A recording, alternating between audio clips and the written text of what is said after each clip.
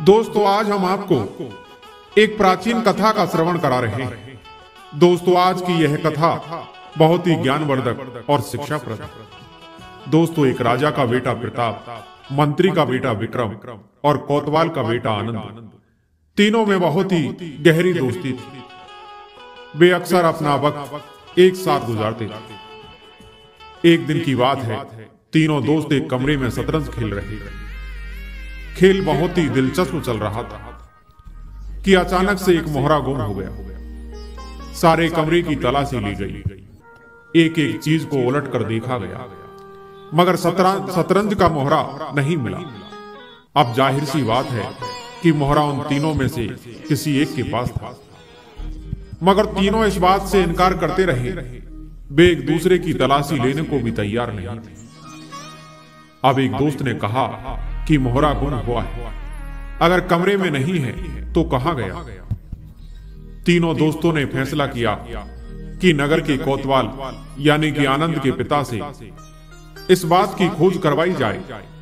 जब वे तीनों कोतवाल के पास पहुंचे तो कहने लगे कि हम तीनों शतरंज खेल रहे थे और हमारा एक मोहरा गुम हो गया। सारा कमरा छान मारा मगर मोहरा नहीं मिला। अब यह तो पक्की बात है कि मोहरा हम तीनों में से किसी एक के पास है। आप बताइए कि मोहरा किसके पास है। बस एक बात का ध्यान रखें कि जिसके पास भी मोहरा हो उसका नाम ना लिया जाए, क्योंकि इससे उसकी बेइज्जती हो जाएगी। कोतवाल ने जब सारा माजरा सुना तो यह सलाह दी कि बेहतर यही होगा कि जिसके पास भी मोहरा है वह दे दे। तीनों एक साथ बोले कि नहीं।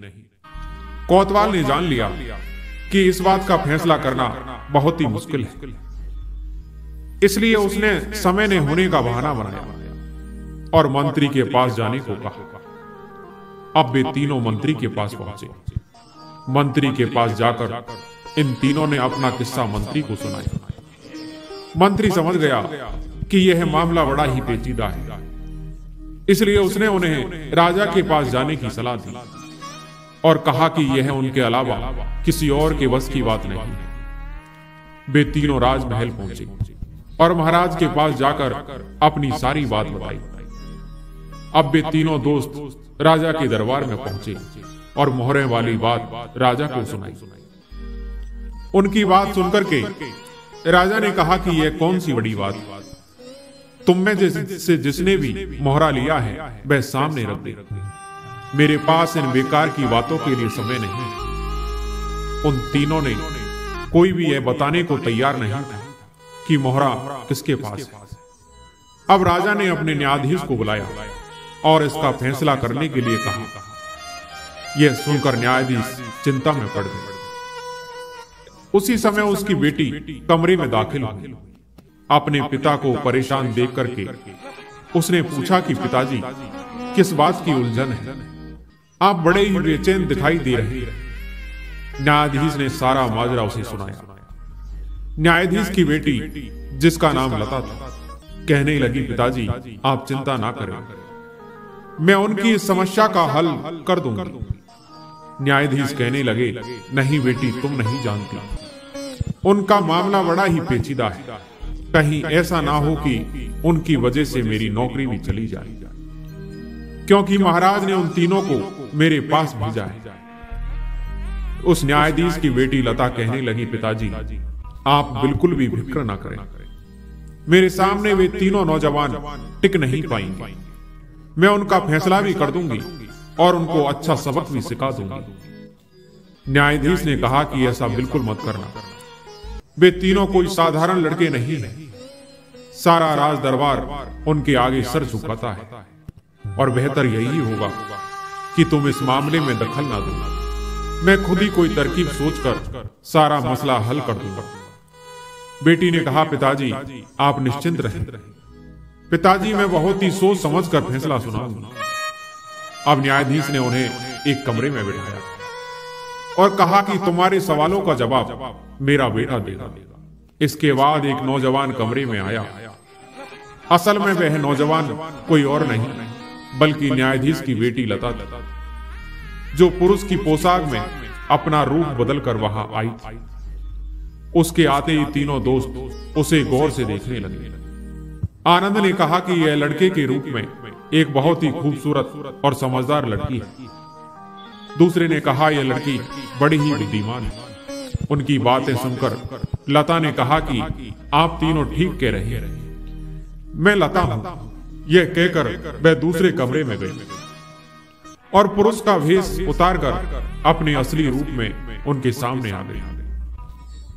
उसके काले लंबे घने बालों और खूबसूरती को देखकर तीनों दोस्त थके थके से रह गए।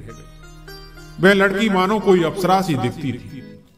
उसे देख करके तीनों सुध-बुध खो बैठे। आगे लता ने कहा कि आप लोगों ने मुझे पहचान लिया। इससे पता चलता है कि आप तीनों बड़े ही अक्लमंद हैं। आप तीनों की समस्या का समाधान करने की कोशिश करूंगा। मुझे बताइए कि उलझन क्या है। महाराज के बेटे प्रताप ने अपना होश संभालते हुए कहा, सुनिए खूबसूरत राजकुमारी, हम तीनों दोस्त कमरे में बैठे हुए शतरंज खेल रहे थे। हमारा एक मोहरा नहीं मिला और वह मोहरा हम तीनों में से किसी एक के पास है। अब आप बताइए कि वह मोहरा किसके पास है। गलत लड़के का नाम मत लीजिएगा, क्योंकि इससे उसकी बड़ी ही बेइज्जती हो जाएगी। लता ने कहा कि अगर वह मोहरा आप में से किसी के पास है तो वह खुद ही उसे वापस कर दे, इसमें रुकावट क्या है। उन्होंने कहा कि हम में से कोई नहीं बता रहा, इसीलिए तो हम आपके पास आए। उनकी बातें सुनने के बाद में वह बोली कि इसका फैसला मैं कर सकती हूं कि मोहरा किसके पास है, लेकिन इससे पहले कि मैं आप लोगों के सवाल का जवाब दूं, मैं आप लोगों को एक कहानी सुनाना चाहती हूं। आप उसे गौर से सुन लें। यह बिल्कुल सच्ची कहानी है। आज से कई वर्ष पहले की बात है। गंगा किनारे एक बहुत खूबसूरत शहर था। उस शहर के पास गांव में दो दोस्त रहते थे। एक नगर के सेठ का बेटा राजू और दूसरा सरपंच का बेटा मनोहर। दोनों दोस्तों में बचपन से ही बड़ा ही प्यार था। दोनों बचपन से एक साथ ही खेले और एक साथ ही वे दोनों जवान हुए। वे दोनों दोस्त जब तक एक दूसरे को ना देख ले उन्हें चैन नहीं आता था। दोनों दोस्त बहुत ही शरीफ, बहादुर और जाबाज थे। दोनों में बहुत ही गहरा प्रेम था। अब राजू अपने पिता के व्यापार में उनका हाथ बटाता, साथ ही साथ उसे चित्रकारी करने का भी बड़ा शौक था। दूसरा अपने पिता के साथ खेतीबाड़ी का काम करता। अब वहां गर्मी के दिनों में गंगा नदी के किनारे एक बहुत ही बड़ा मेला लगता था, जिसमें आसपास के शहरों नगरों से लोग आते थे। इसके अलावा बहुत से व्यापारी वहां पर अपना माल बेचने आते थे। साधु सन्यासियों की वहां खूब भीड़ रहती थी। लोग गंगा में स्नान करते, साधु सन्यासियों के दर्शन करते और मेले का मजा उठाते थे। मेले में व्यापारियों की दुकानों के अलावा करतब दिखाने वाले भी आते थे। यहां तक कि ठग और चोर भी इस मेले में पहुंचते थे। छोटे बच्चों से लेकर औरत और मर्द सभी इस मेले में आते थे। बड़े बड़े तलवारबाज और तीरंदाज दूर दूर से आकर वहां पर अपना जौहर दिखाते थे। रात के समय पूरा इलाका रोशनी से जगमगा उठता था। तरह तरह के खेल तमाशा दिखाने वाले अपने हैरत अंजेब कारनामे दिखाकर लोगों का दिल जीत लेते थे। लोग इस मेले में शामिल होते। अब राजू का पिता भी हर साल मेले में अपनी दुकान सजाता था और अपना माल बेचता था। दोनों दोस्त राजू और मनोहर भी हर साल मेला घूमने और मजा उठाते थे। एक दिन राजू का पिता बीमार हो गया और उसने अपने बेटे को आदेश दिया कि इस साल राजू दुकान पर बैठे। अब राजू दुकान पर बैठता, इसलिए वे दोनों एक साथ मेला नहीं देख सके और मनोहर अकेला ही घूमता रहा। फिर घूम फिरकर वह अपने दोस्त की दुकान पर आ जाता। एक शाम की बात है, मनोहर घूम फिरकर मेले से वापस आया तो बेहद ही परेशान और चिंतित था। राजू ने पूछा, क्या बात है दोस्त, क्या परेशानी है? मनोहर बोला कि उसने एक बहुत ही सुंदर लड़की को मेले में देखा है। देखते ही वह उसकी सुंदरता का कायल हो गया और अब उसके बिना जिंदा रहना उसके लिए नामुमकिन है। उसकी हालत जानने के बाद राजू ने दुकान बंद कर दी और मनोहर को साथ में लेकर के उस लड़की को मेले में खोजने लगा। दोनों ने मेला खत्म होने तक हर जगह लड़की को तलाश किया, मगर उन्हें वह लड़की कहीं नजर नहीं आई। लाचार होकर दोनों दोस्त वापस लौट आए। अगले दिन फिर से उस सुंदर लड़की को ढूंढने के लिए निकल पड़े, मगर मायूसी के सिवा उन्हें कुछ भी हाथ नहीं लगा। और वह दिन भी आ गया जब मेला खत्म हो गया। लोग अपने अपने घरों को लौट गए। राजू ने मनोहर को तसल्ली देते हुए कहा कि वह लड़की का हुलिया बताए। मनोहर उसका हुलिया बताने लगा और राजू उस लड़की की तस्वीर बनाने लगा, क्योंकि राजू चित्रकारी में माहिर था। उस लड़की की तस्वीर बनाता रहा। जब तस्वीर तैयार हो गई तो मनोहर बोला कि यह उस लड़की की तस्वीर है। राजू ने अपने दोस्त से वादा किया कि जब तक वह इस लड़की का पता नहीं लगा लेगा वह चैन से नहीं बैठेगा, और मनोहर को उम्मीद न छोड़ने और उसके सफल होकर लौटने तक इंतजार करने को कहा। दोनों दोस्त एक दूसरे से अलविदा हुए। अगले दिन राजू ने अपने घर से विदा ली और गांव गांव बस्ती बस्ती उस सुंदर लड़की की तलाश शुरू कर दी। उसने जहां उस लड़की के मिलने की उम्मीद थी, भूख प्यास थका हारा वह लड़की की तलाश में भटकता रहा, मगर लड़की का कुछ पता नहीं चला। राजू के बूढ़े माँ बाप और उसके रिश्तेदारों ने उसे बहुत समझाया, मगर वह अपने प्यारे दोस्त से किए वादे को निभाना चाहता था। उसने दूर और नजदीक की कोई भी बस्ती, गांव या शहर नहीं छोड़ा जहां उस लड़की को ना ढूंढा हो, मगर सफलता नहीं मिली। लेकिन फिर भी वह पूरी लगन के साथ उस लड़की को ढूंढता रहा। भटकते भटकते उसे पूरा 1 वर्ष बीत चुका था और अब अगला मेला भी आ गया। अब राजू जब घर पर आया तो उसे पता चला कि उसका दोस्त मनोहर बहुत ही बीमार है और कमजोर हो चुका है। वह हमेशा उस लड़की को याद करता है। तो राजू मेले में पहुंचा। पूरे 10 दिन तक मेले में उस लड़की को तलाशता रहा, मगर उसे सफलता नहीं मिली। अब मेला भी खत्म हो गया। इस दौरान राजू के माँ बाप उसके लिए बड़े ही चिंतित रहने लगे और फिर आखिर समझा बुझाकर राजू को घर वापस ले आए। राजू के घर वालों ने उसे मजबूर करके उसकी शादी करवा दी, ताकि शादी के झंझट में पड़कर वह सही रास्ते पर आ जाए। अब इधर जब शादी की पहली रात राजू अपने कमरे में गया और दुल्हन का घूंघट उठाया तो वह एकदम से पीछे हट गया। उसका चेहरा देख करके राजू की हैरानी की सीमा नहीं रही जब उसने अपनी दुल्हन के रूप में उस लड़की को पाया जिसे वह कई दिनों से तलाश रहा था। यह सब देख करके राजू की पत्नी बोली कि आप मुझे देखते ही परेशान हो गए, क्या मुझसे कोई गलती हो गई है? राजू ने बड़ी मुश्किल से अपने आप को संभालते हुए उस लड़की से पूछा कि अप्सराओं की तरह सुंदर दिखने वाली, क्या तुम मेरी एक बात मानोगी? दुल्हन कहने लगी, आप तो मेरे परमेश्वर हैं, मैं आपका हर आदेश मानूंगी। राजू ने कहा कि तुम्हें मेरी बात माननी ही होगी, नहीं तो एक मासूम इंसान की जान चली जाएगी और मैं यह सदमा बर्दाश्त नहीं कर सकूंगा। इस बात पर दुल्हन बोली कि मैं इतनी निर्भय नहीं हूं, आप बताइए कि मुझे क्या करना है, मैं आपका आदेश पूरा करूंगी। राजू ने मनोहर की सारी प्रेम कहानी अपनी दुल्हन को सुना दी कि किस तरह वह उसके प्रेम में पड़कर अपनी जान न्यौछावर करने को तैयार है। फिर मनोहर से किए हुए अपने वादे का भी जिक्र किया और मनोहर की खराब तबीयत के बारे में बताया। उसने कहा कि मैं तुम्हें इस बंधन से मुक्त करता हूं, तुम मनोहर से शादी कर लो, मैं तुम्हारा जीवन भर ऋणी रहूंगा। दुल्हन ने कहा कि मैं आपका आदेश पूरा करूंगी। राजू बोला कि तुम अभी मनोहर के घर चली जाओ। राजू ने उसे मनोहर के घर का पता बताया और उसी रात दुल्हन अकेली ही मनोहर के घर की तरफ रवाना हो गई। मनोहर पास के ही गांव में रहता था। दुल्हन रात के समय में ही सफर करती रही। रास्ते में एक जगह वह एक सुनसान स्थान से गुजर रही थी कि तभी 2 राहगीर अचानक उसके सामने खड़े हो गए। उन्होंने लड़की को ललकारा तो लड़की रुक गई। फिर जब नजदीक पहुंचे तो यह देखकर दंग रह गए कि दुल्हन के रूप में इतनी सुंदर लड़की कीमती कपड़े और जेवरात पहने इतनी रात को अकेले सफर कर रही है। वह उस लड़की को पकड़कर अपने सरदार के पास ले गए। लड़की ने इस पर किसी भी तरह की हिचकिचाहट नहीं दिखाई।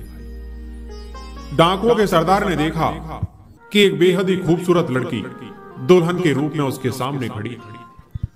वह बोला कि सुंदरी, तुम्हारे कपड़ों से मालूम होता है कि तुम्हारी नई नई शादी हुई है। ऐसी हालत में अकेले सफर करना मेरे ख्याल से ठीक नहीं है। आखिर किस कारण से तुम्हारे घर वालों ने तुम्हें ऐसा करने की इजाजत दी? लड़की कहने लगी कि मैं एक बहुत ही जरूरी काम से जा रही हूं, जिससे मैं अभी नहीं बता सकती। अगर आप आज्ञा दें तो मैं वह जरूरी काम पूरा करके आपके पास वापस आ जाऊंगा।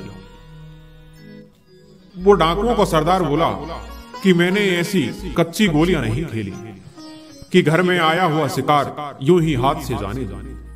लड़की ने कहा कि आप बेशक ठीक कहते हैं, मगर मैं वचन देती हूं कि कल शाम से पहले मैं इससे भी ज्यादा कीमती जेवरत और नकदी और कपड़े लेकर आपके सामने हाजिर हो जाऊंगी। लेकिन इस वक्त अगर मैं ना गई तो हो सकता है कि किसी की जिंदगी चली जाए। मैं डर के मारे यह बात नहीं कर रही। अगर मुझे डर या खौफ होता तो मैं अकेले सफर ना करती। लुटेरों का सरदार लड़की की दिलेरी से बहुत प्रभावित हुआ और कहने लगा कि चलो तुम्हारी यह बात भी मान लेते हैं। सरदार ने अपने आदमियों से कहा कि इसे इसकी मंजिल तक छोड़ाओ। उस दुल्हन ने कहा कि नहीं, ऐसा नहीं होगा, मैं वहां अकेली ही जाऊंगी और आपसे किया हुआ वादा पूरा करूंगी। अब दुल्हन वहां से चलकर सीधे मनोहर के घर पर पहुंची और मनोहर से मिलने के लिए उसके कमरे में गई। मनोहर ने जब उस खूबसूरत लड़की को देखा कि उसके सामने उसके सपनों की राजकुमारी खड़ी है, तो वह बस उसकी प्रेमिका को निहारता रहा। लड़की ने खामोशी से अपने आप को संभाला और कहने लगी कि आपने मुझे पाना चाहा और मैं आपकी दासी बनने के लिए आपके पास आ गई। मनोहर ने जब उसके मुंह से यह बात सुनी तो कहने लगा कि परियों की राजकुमारी तुम कौन हो और तुम्हारे कपड़े बता रहे हैं कि तुम नई नवेली दुल्हन हो। मुझे बताओ कि यह किस्सा क्या है। दुल्हन कहने लगी, आपको इससे क्या मतलब? मैं तो सारी दुनिया को छोड़कर आपके कदमों में आई हूं और अब सारा जीवन आपकी ही बनकर रहूंगा। यही मेरा आखिरी फैसला है। मनोहर ने कहा कि बेशक मैं तुम्हारे प्यार में पड़कर जिंदगी और मौत की बाजी लगा चुका हूं, मगर मैं यह जरूर जानना चाहता हूं कि तुम कौन हो और तुम्हें किसने मेरे पास भेजा है। उस दुल्हन ने उस रात की सारी कहानी मनोहर को सुना दी। यह सब सुनते ही मनोहर ने कहा कि तुम मेरी जान से प्यारे दोस्त की पत्नी हो और आज से तुम मेरी बहन हो। भाई के दरवाजे तुम्हारे लिए हमेशा खुले हैं। मनोहर ने उसे अपनी बहन मान लिया और बड़े ही अच्छे तरीके से उसकी खातिरदारी की। अब उस दुल्हन ने मनोहर से वापस जाने की आज्ञा मांगी। मनोहर ने कहा कि भाई बहनों को बड़ी ही शान से विदा करते हैं। उसने कुछ कीमती गहने और धन देकर अपनी बहन को विदा किया। साथ ही अपने नौकरों से कहा कि लड़की को उसके घर छोड़ दो। लड़की ने अकेले ही जाने की जिद की तो मनोहर कहने लगा कि इतनी कीमती जेवर और धन के साथ तुम्हारा अकेले सफर करना ठीक नहीं है। मगर लड़की अपनी बात पर अड़ी रही और किसी के साथ जाने को तैयार नहीं। आखिरकार मनोहर को हार माननी पड़ी और उसने मुस्कुराते हुए अपनी प्यारी बहन को विदा किया। मनोहर के घर से चलकर वह लुटेरों के ठिकाने पर पहुंची और सरदार के सामने पेश हुई। उसने सारे कीमती जेवर और कपड़े लुटेरों के सरदार के सामने रख दिए और कहा कि वह अपने वादे को पूरा करने के लिए आ गई। अब आपकी जो मर्जी है वह करो। सरदार यह देखकर बड़ा हैरान था और सोच रहा था कि यह कैसी लड़की है, इतनी बहादुर, इतनी सच्ची। सरदार कभी लड़की को देखता और कभी सामने पड़े हुए बेशकीमती सामान हो। वह सरदार इस बारे में जितना सोचता उतना ही उलझता जा रहा था। आखिर उसे उस पर रहम आ गया और लड़की से पूछने लगा कि तुम कौन हो और यह सब क्या माजरा है। दुल्हन ने कहा कि आप तो लुटेरे हैं, आपको इन सब बातों से क्या मतलब कि मैं कौन हूं, आप अपनी दौलत लीजिए। सरदार ने कहा कि देखो लड़की, मैंने आज तक जिंदगी में कभी हार नहीं मानी। तुमने मेरी आत्मा को झंझोर दिया है, मैं तुम्हारी कहानी जरूर सुनूंगा। इसके बाद लड़की ने अपनी पूरी कहानी उस सरदार को सुना दी। सरदार बड़ी दिलचस्पी से उसकी कहानी सुनता रहा। जब लड़की ने अपनी बात खत्म की तो सरदार कहने लगा, मैं तुम जैसी बहादुर लड़की को अपनी बेटी बनाना चाहता हूं और मुझे गर्व होगा कि तुम मेरी बेटी बनोगे। उसके बाद वह लुटेरों का सरदार कहने लगा कि आप बेटियों को ऐसे विदा नहीं करते। दुल्हन ने कहा कि कल सुबह मेरे मायके वाले मुझे लेने आने वाले। तब सरदार ने उसे घर जाने की इजाजत दे दी और बेशुमार दौलत और हीरे जवाहरात देकर अपनी बेटी को विदा किया। साथ ही वह अपने आदमियों से कहने लगा कि मेरी बेटी को उसके घर छोड़ाओ। परंतु लड़की ने कहा कि मैं अकेली ही आई थी और अकेली ही जाऊंगी। सरदार ने बेटी की सर पर हाथ फेरते हुए उसे विदा किया। वहां से चलकर दुल्हन अपने पति के पास पहुंची। राजू उसे देखकर भौचक्का रह गया। लड़की ने अपने पति को अपने अनोखे सफर की सारी कहानी सुना दी तो उसका पति ईश्वर का धन्यवाद करते हुए प्रार्थना करने लगा। इधर उस न्यायाधीश की बेटी लता ने अपनी कहानी खत्म करते हुए तीनों दोस्तों से बारी बारी से पूछा कि बताइए कि सबसे बड़ा बलिदान किसका है। सबसे पहले प्रताप ने जवाब दिया कि असली बलिदान तो उस सेठ के लड़के का था जिसने अपनी असली दोस्ती से किया हुआ वादा पूरा करने के लिए अपनी पत्नी को दोस्त के पास भेज दिया। इसके बाद आनंद ने कहा कि असली बलिदान मनोहर ने दिया था, जिसने उस लड़की को इतना प्रेम किया और जब पता चला कि वह उसके दोस्त की पत्नी है तो उसे अपनी बहन बना लिया। तभी विक्रम बोला, नहीं वे दोनों तो आपस में गहरे दोस्त थे। उन्होंने अगर एक दूसरे के लिए बलिदान दिया तो किसी पर कोई एहसान नहीं किया, यह उनका कर्तव्य था। असली बलिदान तो लिटोरों के सरदार ने दिया, जो बुरे काम करने वाला, मगर जब असलियत का पता चला तो उसने उस लड़की को अपनी बेटी बना लिया। यह एक बहुत बड़ा बलिदान है। न्यायाधीश की बेटी ने जब तीनों के जवाब सुने तो कहने लगी कि मोहरा विक्रम के पास है और वह मोहरा सबके सामने रख दी। इस पर विक्रम ने मोहरा निकालकर सबके सामने मेज पर रख दिया। तीनों दोस्त हैरान हुए और उन्होंने लता से पूछा कि तुमने किस तरह से इतनी आसानी से हमारा फैसला कर दिया कि मोहरा विक्रम के पास है। उस न्यायाधीश की बेटी ने जवाब दिया कि यह तो बड़ी सीधी बात है। एक आदमी में जो आदतें होती हैं वह उस तरह की आदत वाले इंसान को पसंद करता है। विक्रम ने उन चोरों और लुटेरों के सरदार की तारीफ की तो मैं फौरन इसके मन के विचारों को समझ गई कि यह एक चोर के विचारों से हमदर्दी रखता है और यही असली अपराधी है। तीनों दोस्त उस अकलमंद लड़की के फैसले से बहुत खुश हुए। तीनों लड़कों की तारीफ करते हुए धन्यवाद देकर वहां से लौट गए। दोस्तों कहते हैं दुनिया में किसी पर हद से ज्यादा निर्भर ना रहो, क्योंकि जब आप किसी की छाया में होते हैं तो आपको अपनी परछाई नजर नहीं आती। भगवान श्री कृष्ण कहते हैं कि संसार में सभी एक जैसे नहीं हैं, इसलिए जिसने तुम्हारा साथ दिया उसका साथ दो और जिसने त्याग दिया उसे तुम भी त्याग दो। किसी के जीवन में कठिनाइयां कितनी भी बड़ी क्यों ना हो, यदि व्यक्ति सत्य और धर्म के मार्ग को नहीं छोड़ता तो समय के साथ वह न केवल हर मुश्किल से बाहर आता है बल्कि भगवान भी उसकी मदद करते हैं। किसी की यादों में घुट घुट कर मरने से अच्छा है कि आप अपनी ताकत को अपने लक्ष्य पर लगाएं और इतने सफल बन जाएं कि एक दिन आपको छोड़ने वाला पछताने लगे। कामयाब व्यक्ति की चमक लोगों को दिखाई देती है, उसने कितने अंधेरे देखे हैं कोई नहीं जानता। यदि सपने सच नहीं हो रहे तो रास्ते बदल लो, सिद्धांत नहीं। मनुष्य सुबह से शाम तक काम करके उतना नहीं थकता जितनी चिंता और क्रोध के एक पल में थक जाता है। दोस्तों, सफलता की चाबियां कठिन परिश्रम और दृढ़ संकल्प में होती है। हर कोई अपने आप में हीरा है, पर वही चमकता है जो खुद को तराशने की ताकत रखता है। इच्छाएं, उम्मीदें और नाखून समय समय पर काटते रहना चाहिए, वरना यह दुख का कारण बन जाते हैं। वक्त जैसे बनो, जो कदर ना करे उसे दोबारा मत मिलो। औरों के जोर पर उड़कर दिखाओगे तो अपने पैरों से उड़ने का हुनर भी भूल जाओगे।